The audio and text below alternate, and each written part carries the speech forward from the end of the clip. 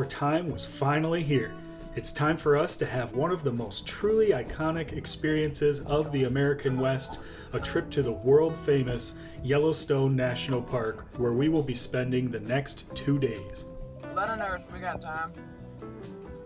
Day one started out early, with a quick hot breakfast while we packed up our cozy little campsite in the Bannock State Park campground. As we left Bannock, we found ourselves in a bit of an unusual traffic jam weaving through this free-range cattle herd here, but it was all good with us as we have about a 3-hour drive from Bannock to the town of West Yellowstone, where there is an entrance to the national park. And wow, what an unbelievably beautiful drive it was through the western Montana landscapes. When we had finally arrived in West Yellowstone, we were all ready for some lunch. We stopped in town and grabbed some food as well as some other groceries and supplies for the next couple of days because we knew once we're inside of Yellowstone, your options for shopping become quite limited. For today, our objective was actually quite simple. We just needed to get to Grant Village where we would be checking into the lodge for the next couple of nights. But the plan was to stop and to see all of the magical things along the way. And if you know anything about Yellowstone, you probably already know that it is absolutely massive. And the opportunity to stop and have all these experiences and to see everything here is almost endless. It would probably be impossible to see everything all in just a day or two, and it really pays dividends to study up on the place before traveling here and to plan out a realistic itinerary in order to maximize the sightseeing. And it's for this very reason I thought it would be important to include the map of the park here and for us to be able to familiarize ourselves with it a bit, as I did before taking our trip to the park. I'll also provide some timestamps for anyone interested in following along with our 2-day itinerary. One of the first things we're going to notice looking at the map is that there are a number of different entrances to the park, each with a long road to an intersection called the Grand Loop, and then this Grand Loop can be broken down further into an upper and a lower loop, and our trip is primarily focused on the 96-mile long lower loop. So our day one adventure starts off all the way over here on the west end of the park as we follow the Madison River along the entrance road to the inner loop, where we start heading north and we stop off at sites like Gibbon Falls and Paintpots before checking out the Norris Geyser Basin. We cut across here to Canyon Village, where we saw the epic Grand Canyon of the Yellowstone. We go south through the Hayden Valley, making a stop at the Mud Volcano before kind of taking a dusk sunset drive along Yellowstone Lake before making our destination of Grant Village. We will pick back up with our journey here. Just past noon, we've had our lunch and grabbed supplies. We've entered the park in West Yellowstone, and now we're traveling along the West Entrance Road when we come to our first traffic backup, and this excites us because we know when traffic's backed up in Yellowstone, there's a good chance it's probably for a wildlife sighting.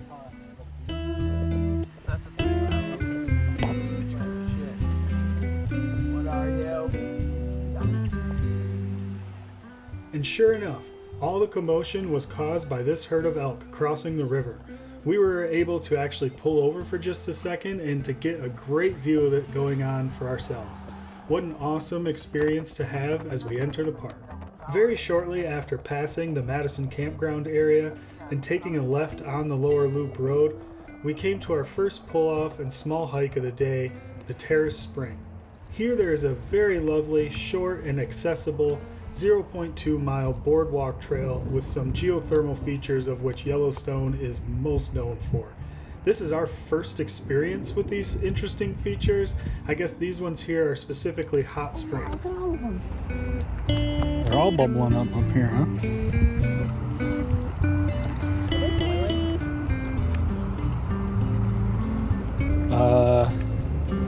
I think so. Sure, we're gonna find out. Let's go find some signage.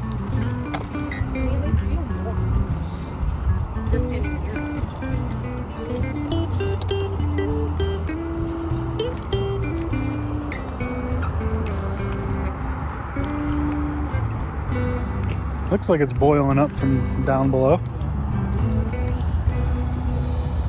Look at that one's really going. That is like my...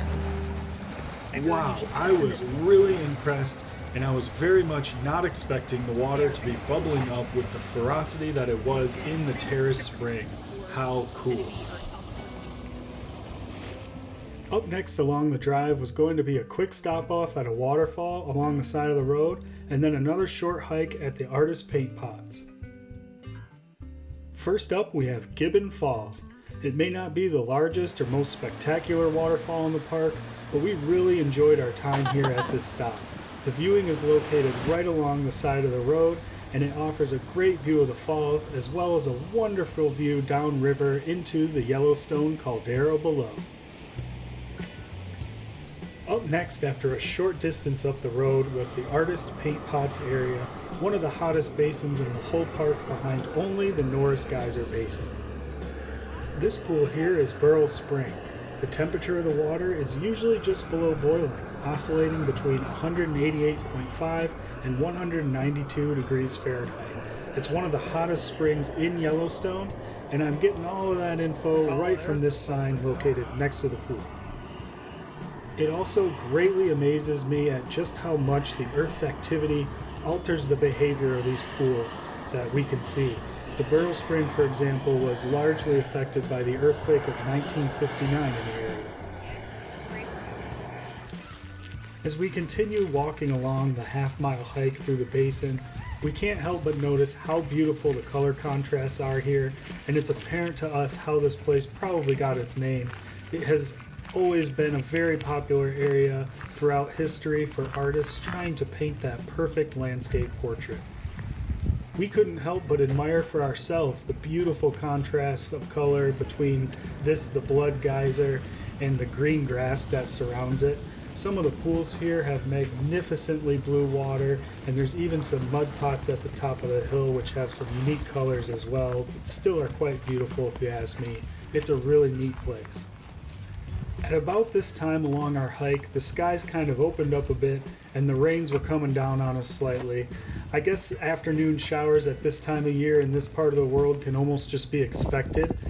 So we were as prepared as best as we could be, and we just threw our rain jackets and our ponchos on. We were determined not to let this slow us down, and we just continued with our hike, admiring all the beautiful features. We soon came to this wonderful mud pot, complete with a fresh layer of rainwater on top, making everything super wet and soupy. It was fun to see, and it was really interesting to me to just sit here and listen to it bubble up.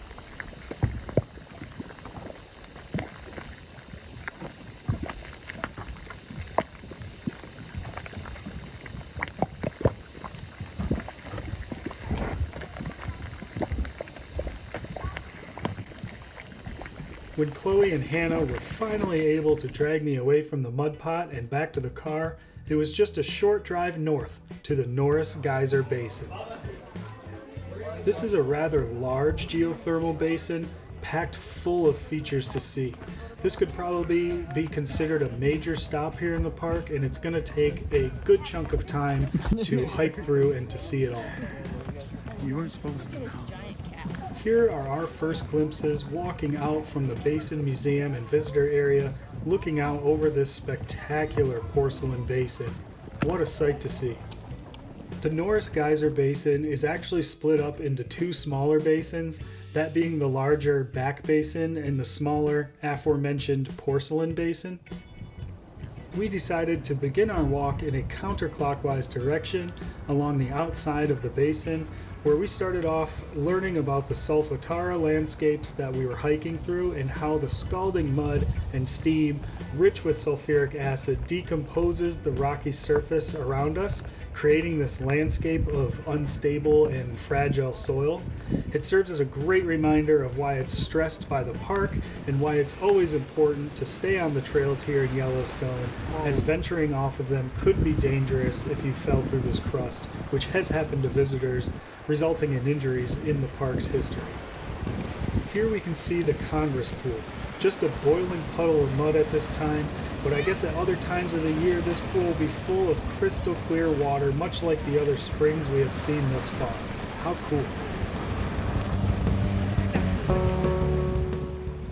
We have now come around a corner on the hike and we are presented with this incredible view of the Porcelain Basin, and we can see all of the white coloration that gives this place its name, and we can see steam rising up from the many features dotting the landscape here in all directions.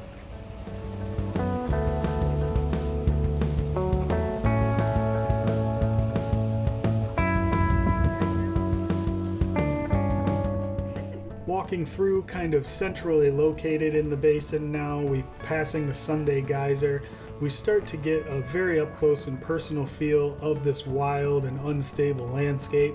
It kind of starts to sink in a little bit about how unique this whole area is and what a spectacular sight this place must have been throughout history. It's no wonder Yellowstone has captivated so many visitors up to this very day. Along the far side of the Porcelain Basin Trail, we were sensing some commotion back towards the museum area where we started, and we saw one of the geysers along the edge there erupting out of the earth in a spot that was calm right when we passed moments earlier. I'm fairly certain this is the Ledge Geyser erupting here.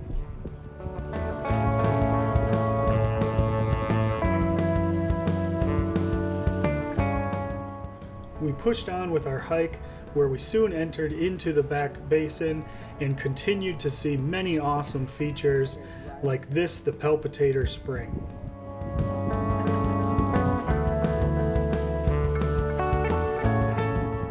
And soon after was the Veteran Geyser, just barely pushing water up past the surface and into the small pool that lays in front of it. Just like the Porcelain Basin before, there are a ton of features here to see.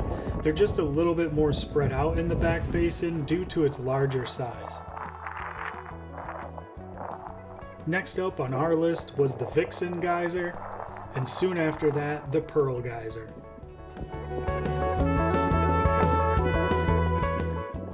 Here we see the Pork Chop Geyser, and we can see this debris field surrounding the pool that was actually the result of an explosion that happened in 1989 in front of 8 park guests. These chunks of earth were hurtled up to 200 feet in the air.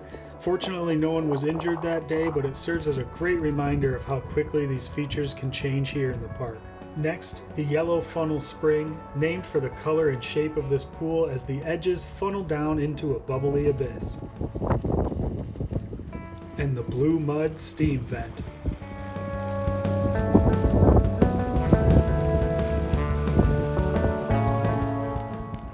Now we see the Green Dragon Spring, a large, mysterious, steamy green, smelly pool complete with its very own dragon lair cave located right over here along the shores. What an amazing, incredible, majestic view this beast would have had over its territory here. How awesome.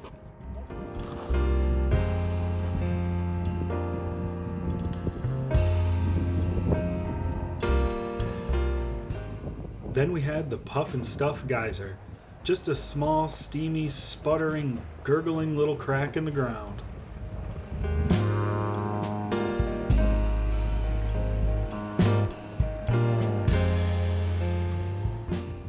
Finishing up the last section of our hike along the beautiful boardwalk trail, we continued to pass these brilliantly blue pools, and we saw the Mystic Spring,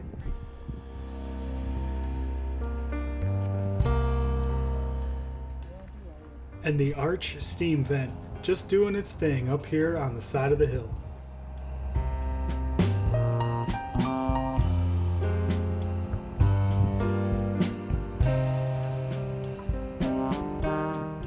Next up, we saw the Encinos Geyser, which had a couple of different viewpoints for us to stop and check out. This was a rather neat stop. It was a large, colorful pool bubbling up from the center and kind of cascading over the sides down this set of steps and back towards the rest of the basin below.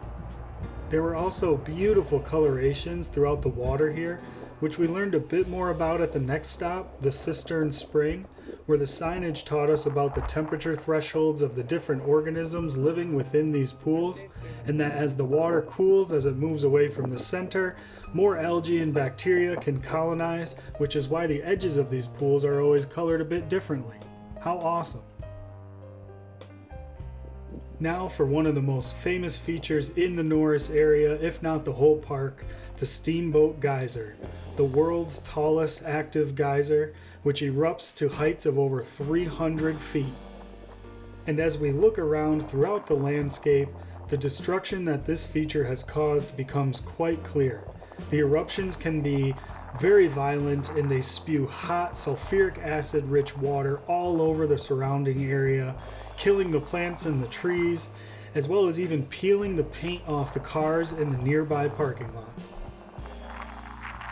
You could consider yourself lucky, however, to witness this special event because eruptions are few and far between and they are completely unpredictable.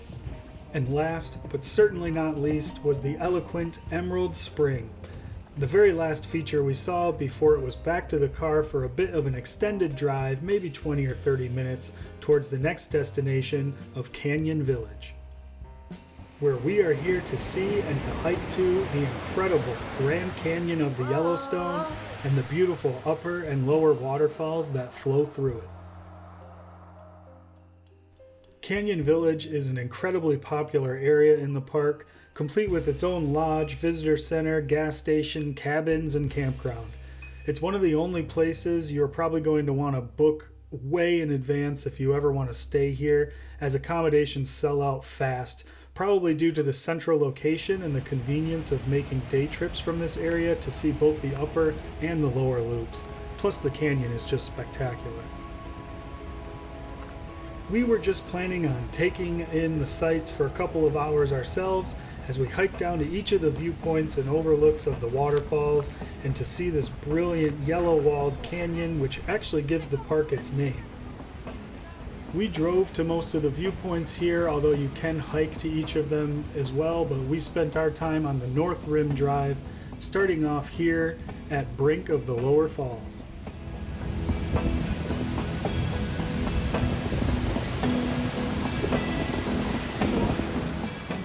This overlook offered an incredible first sight of the Yellow Canyon, as well as a very up-close and personal view of the lower falls that really put into perspective the size of this waterfall and just how much water is cascading over this cliff at once.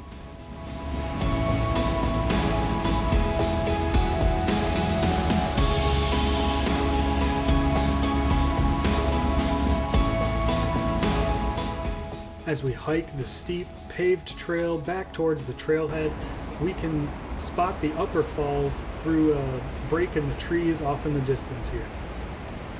After a very short drive, we are at our next viewing area, the Lookout Point.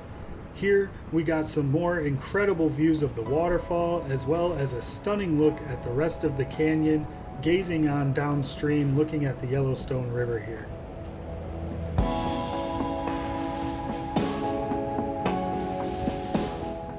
And when we were done soaking in all the sights from up top, we did notice there is a trail that takes you down to an observation deck where, you guessed it, more stunning views.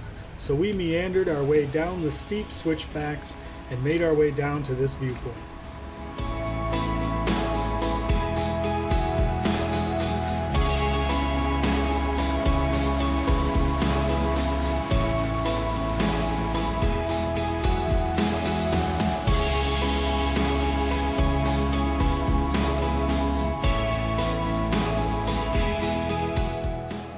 Just a few more steps now until this brilliant view reveals itself through the trees. And what a stunner it was. I think Lookout Point ended up being my personal favorite vantage point to take in the lower falls from. It just provides you with a complete close-up, kind of photographic view of the front of the falls, lined up perfectly in the canyon.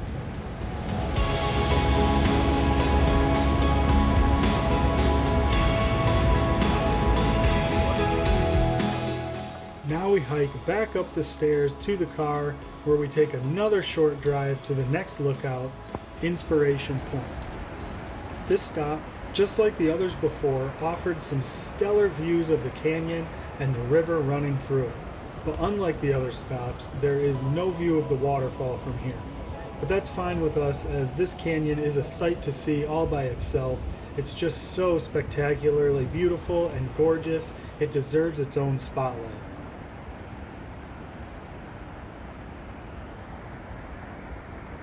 Upon leaving Inspiration Point, we spotted this glacial boulder around the canyon village area where I just had to stop and nerd out for a second. Like, how did a rock this big get to be placed all the way up here? Like, how crazy is that to think about? Now we're going to be heading just south of Canyon Village to the opposite rim of the canyon to check out the last couple viewpoints over there. But that required a quick detour back to the main highway, where we actually had some more wildlife sightings, including our first bison sighting while inside Yellowstone.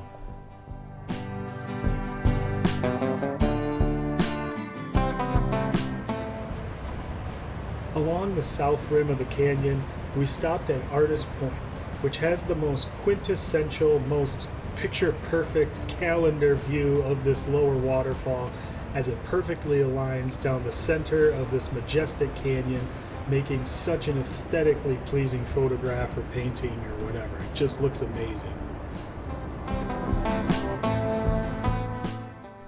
Leaving Canyon Village entirely now, we are traveling south through a section of the park most famous for its wildlife sightings called Hayden Valley. And lucky enough for us, we were traveling through right at the same time this herd of bison decided to cross the road, and we were able to experience our first buffalo jam here in the park.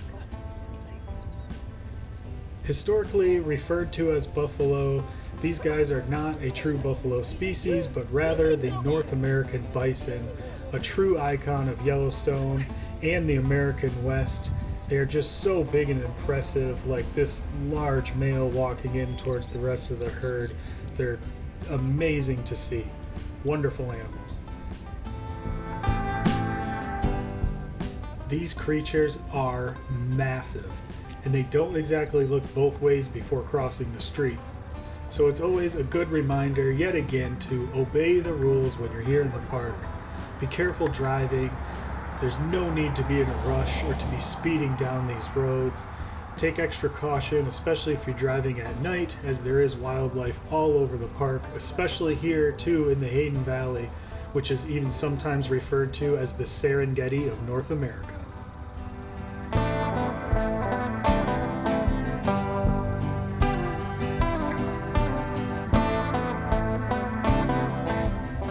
At the very southern end of the Hayden Valley, there's yet another little geothermal basin called the Mud Volcano. This one is actually full of different mud pots, and we decided we had just enough time left in our day to stop and check out a few of the features in this area.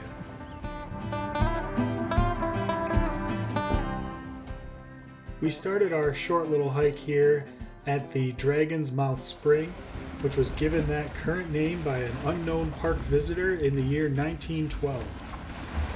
Easily one of my favorite features that we have seen so far. I really enjoyed and found it quite interesting how the waves come splashing out of this steamy cave here. I also found it interesting when I read that this feature used to be much more dramatic, splashing out with far greater force. But in 1994, kind of unknowingly as to why, everything just kind of decreased and calmed down quite a bit. Yet another mystery of the park and this crazy wild geothermal landscape that makes it up.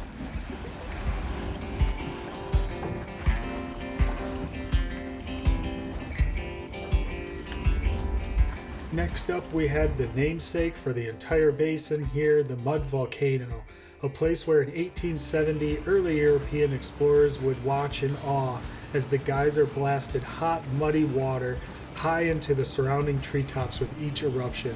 But when they returned just 2 years later, the geyser had blown itself apart and it looked just like the boiling, churning mud puddle we see here today. Yet another example of the power of this landscape and how quickly things can change around here. Next up, the Grizzly Fumarole, which looks like a giant grizzly bear came walking through, leaving behind its footprints in the mud.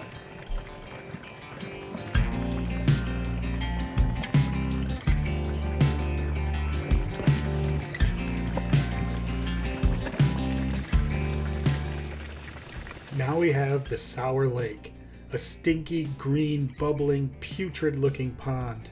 It's probably worth mentioning at this time too that the mud volcano area with all of the mud pots tends to be a more acidic area and thus comes with a very strong sulfur smell that can be quite pungent. It can be smelled all over the geothermal basins in Yellowstone, but especially here in the mud volcano, it's probably the strongest. I'm not sure that would be a place you would want to go for a swim. Roared into existence in 1948, blowing trees out of their roots and forever changing this once quiet, forested hillside. Here's the cauldron.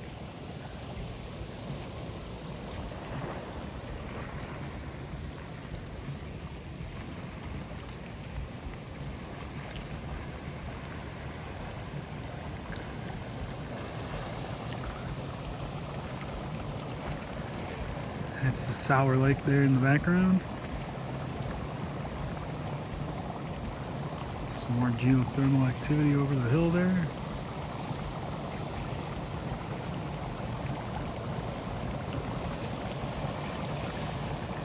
Very neat. We continued along, walking this wonderfully accessible boardwalk trail where we saw even more cool things like this, the churning cauldron. And here's another feature that was once just a warm, calm pool, but after earthquakes in 1978, 1979, and again in 1995, the temperatures significantly rose and it became this churning, boiling pool that we see here today.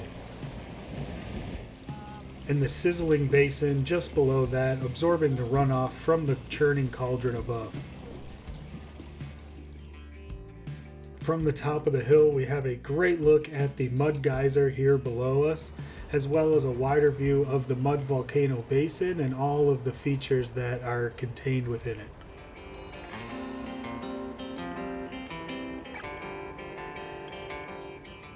And now back at the bottom of the hill was the mud cauldron.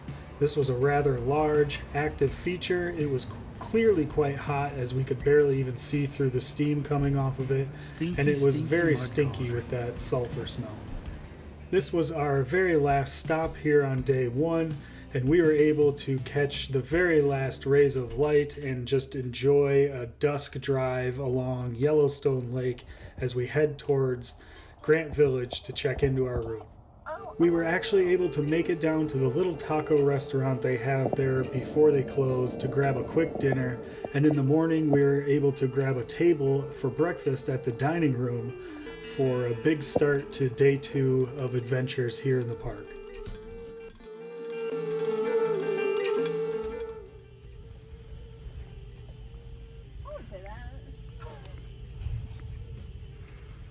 Breakfast with a view.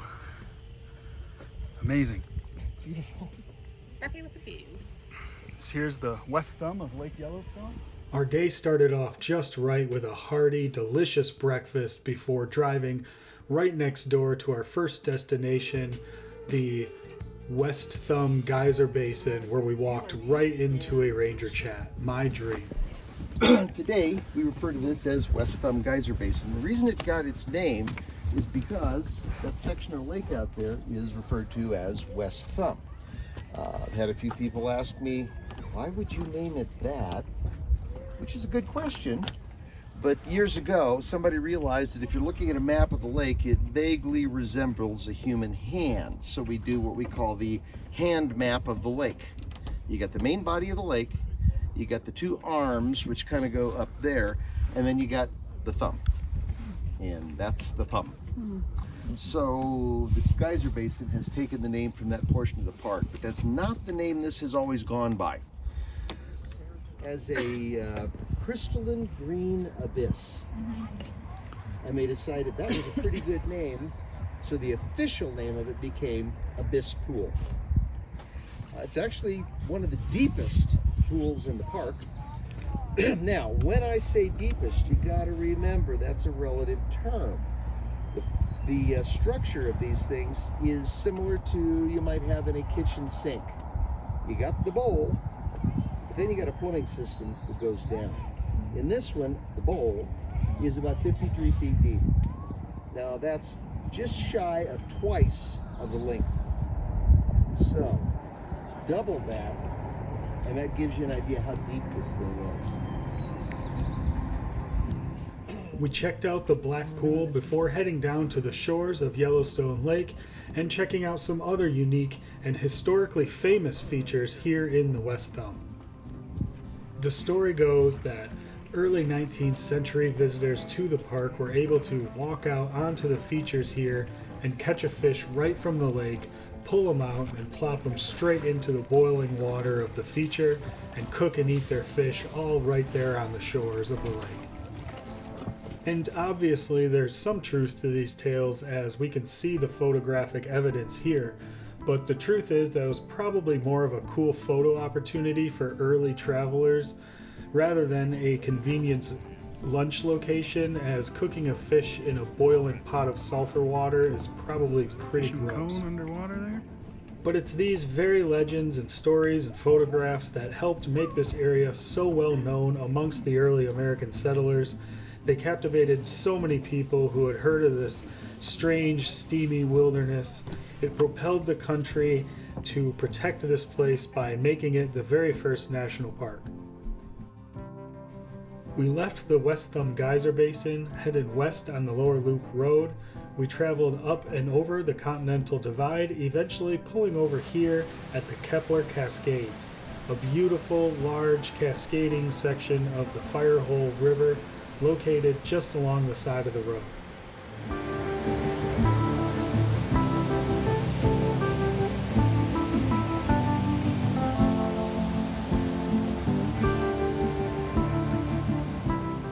Much like Gibbon Falls yesterday, this area was just a quick pull-off and a look down at the beautiful river below before heading to our next destination, which for us was going to be the Upper Geyser Basin, home of the world-famous Old Faithful Geyser. The next predicted eruption of Old Faithful wasn't going to be for quite some time from this moment, so we began with a hike through the basin, checking out the abundance of features like this, the Sulphide Spring and the Plume Geyser. We were planning on spending a good chunk of time here at the Upper Geyser Basin today, so we just started walking along the boardwalks, trying to see it all. Here's another area of the park with a ton of stuff located in it. There's a visitor center here, a world-famous lodge, some more restaurants, and of course, it's home to the most well-known feature in the park, the Old Faithful Geyser. So this area becomes a must-see for many of the travelers visiting here, and it can get pretty busy with other people on the trails or in the parking lots and Beehive such. Geyser? Just be prepared for crowds when you plan to visit here if you come during the summer months. Beautiful Yellowstone Lodge, or the Old Faithful Inn. Depression Geyser.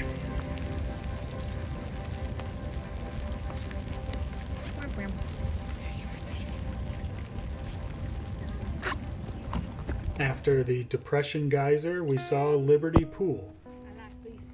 I feel like it would be so warm. Now we can see the West Triplet Geyser, absolutely dry to the bone with just a little bit of steam coming off, and then the Grand Geyser in the background emitting much more steam across the landscape. And as I survey the environment around, I notice all the dead trees and the barren surroundings, and I'm thinking to myself, this must be a pretty big geyser when it erupts if it's doing this kind of damage to everything around it. Continuing along the boardwalk, we keep passing these wonderful features like this, the Economic Geyser, and soon after, the Wave Spring.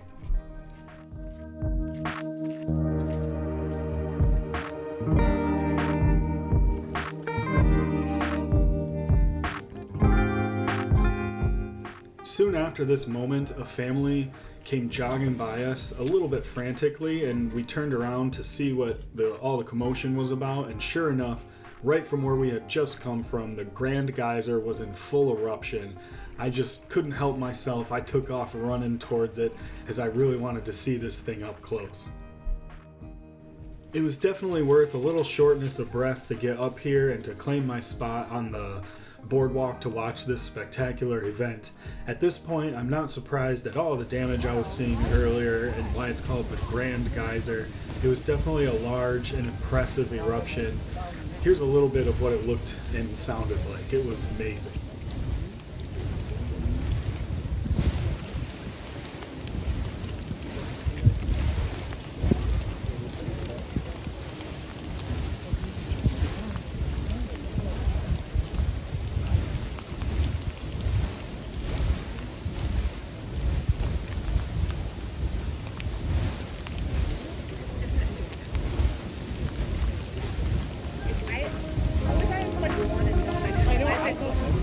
The eruption went on like this for minutes and minutes. We were able to kind of walk around a little bit and to watch this thing erupt from multiple different angles, weaving our way in and out of the crowds, looking at all the cool vantage points. We even went back to the adjacent West Triplet Geyser, which was completely dry earlier, and you can see now it is full of boiling water shooting out from the earth. It was a completely different scene than what we had walked by just moments earlier. Again, it just amazes me, and it's really no wonder why people have been coming here and being blown away by this place all throughout history. As we continued on with our hike from here, the activity in all of the pools surrounding us seemed to be escalating as we walked through the basin. We could kind of look out over across the landscape and see steam plumes from eruption going off in multiple directions.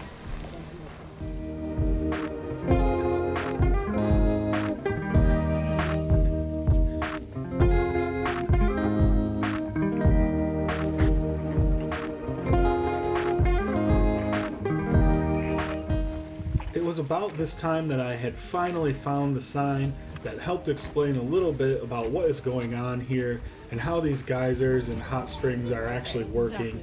I made sure to snap a picture of it right here next to the Castle Geyser.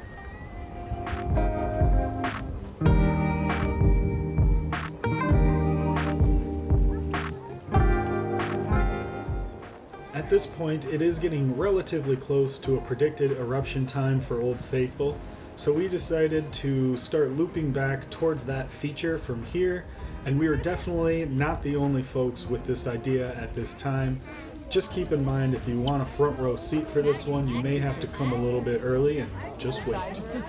And the whole crowd here was doing exactly that, just sitting, waiting, and watching with pure nervous anticipation as the geyser began sputtering a little heavier, seemingly growing more aggressive. Everyone is again waiting with this pure nervous anticipation as there is a rainstorm in the forecast, now expected to hit us at about the very moment Old Faithful is supposed to go off. But then suddenly, almost exactly on cue, like it's earned its nickname or something, the geyser spectacularly erupts and water comes shooting out of the earth hundreds of feet in the air, and the crowd is left in complete awe.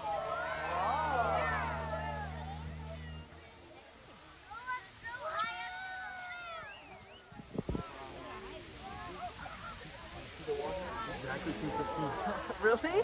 That's pretty cool. Holy cow. Alright, I'll give it to him. That's pretty cool.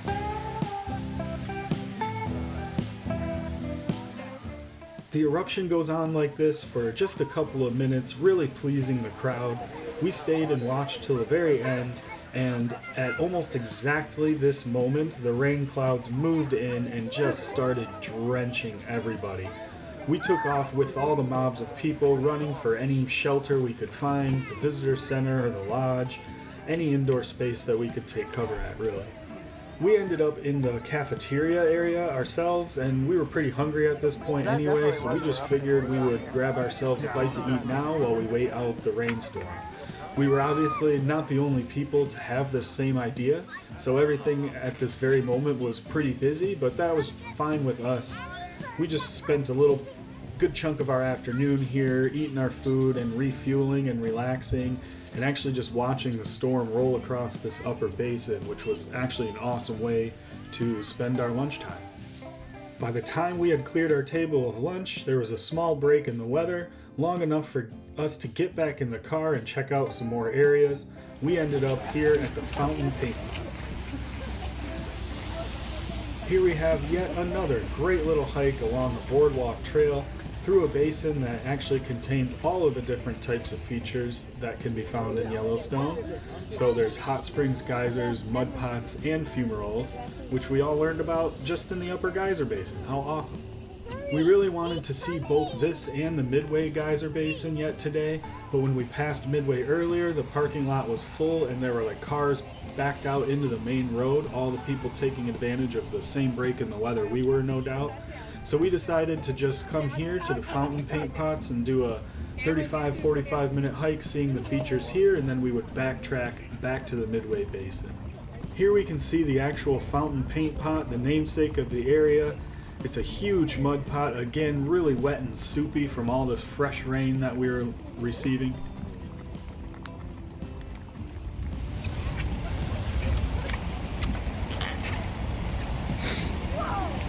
Another pool right next to the main highway there. All the traffic. All the traffic that comes with coming to Yellowstone. And just behind us here is... I'll tell you in a second. Oh.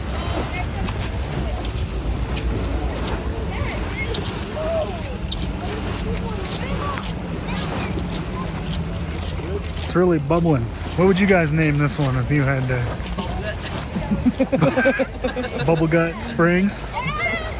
Bubble Gut Geyser. I would name it Nesquik.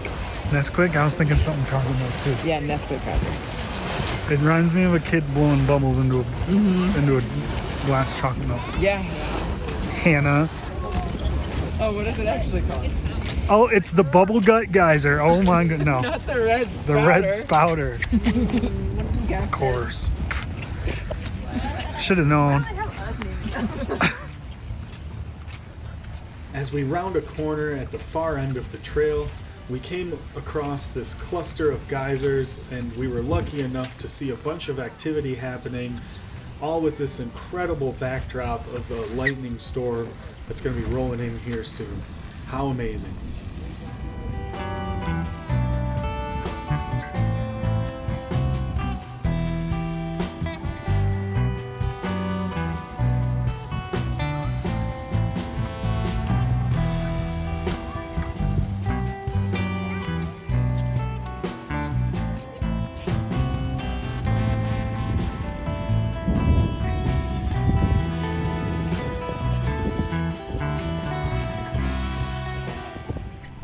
As we're finishing up our hike here in this area, we can actually look out and see rain falling in the distance, and we see these lightning strikes over the beautiful geyser basins and all the steam plumes rising up. It's just breathtaking. But we know we actually have a limited time window here before the downpour is upon us, and we still really wanted to check out Midway Geyser Basin quick before it's too late. So we scurried back to the car here and made a short backtrack drive back to the Midway Geyser Basin, home of the world-famous Grand Prismatic Spring, among some other cool features.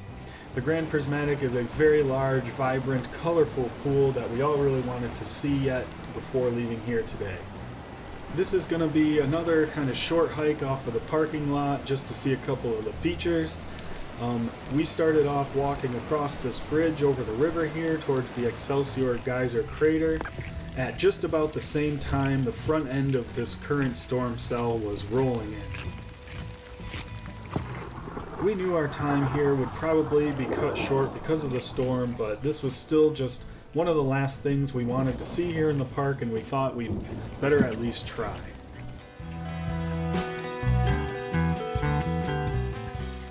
And it's just so lucky for us. I think we came here in just about the worst possible viewing conditions that you could even have at the Grand Prismatic Spring. This is one of the most vibrant, beautiful, and colorful pools in all of Yellowstone, and all we could see was the steam coming straight off of the feature, coming straight towards us, that was being created by the cold rainwater hitting the top of the very hot spring. It put our visibility at pretty much zero. So we ended up kind of striking out, viewing the Grand Prismatic. There's really nothing we can do about the weather, so it's just one of those things you got to deal with when you're out here having these types of experiences in the national parks or out in nature. At this point, we're getting rained on pretty hard, and it's getting cold and wet, so we just finish up our hike. And we decided to spend the rest of our night watching the storms roll in from the comfort of our room back at the lodge. When we had arrived back at Grant Village, we stopped in at the restaurant to see if they had a table for us, and sure enough, they got us in for a wonderful dinner, and we even had a sunset over Yellowstone Lake. We fueled up for another monumentally huge day tomorrow, where we will be traveling to the Grand Teton National Park. For now, this marks the end of our time with the iconic, America's first Yellowstone National Park. What an incredible experience and an amazing part of our journey across the American West. Are you guys ready? 1, 2, 3, 1, 1, 2, 3, 1, 2, 3, 1, 2, ready? 1, 2, 3, 1, 2, 3, 1, 2, 2, 3, 1, 2, 3, 1, 2, go just because we can. 1, 2, 3, 1, 2. Higher up, 1, 2, 3, you're good to go.